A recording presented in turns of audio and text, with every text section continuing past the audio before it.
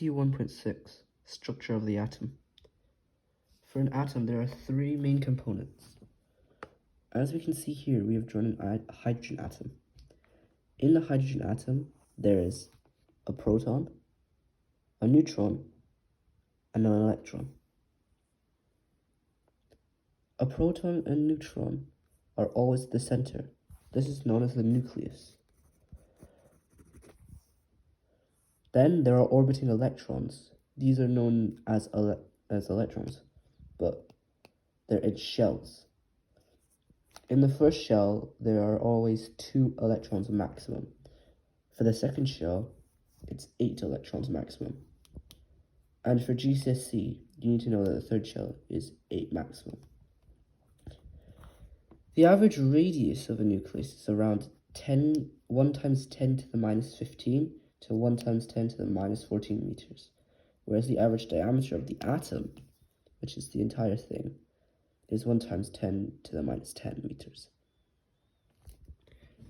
This is a table you need to be very familiar with. These are the different particles, a proton, neutron, and electron, and this is its mass. As we can see, protons and neutrons are both weighed at 1 atm, which is just, not atm, AMU, which is just an atomic mass units, which is what we measure atoms in, whereas the electrons are at 0.0005. We usually just say this is 0 for GCSE, but for some questions they will probably ask you for it. The charge for a proton is a positive 1 charge, so that means every proton has a positive 1 charge, whereas an electron has a minus 1 charge. A neutron has no charge. As we can see, this is why the atom is stable, due to the charges attracting each other. Let's take a look at a hydrogen. The symbol for hydrogen is here. It's just H. That's the element symbol. Then, as we can see, a 2 is at the top, which is known as its atomic mass, and 1 at the bottom, which states its atomic number.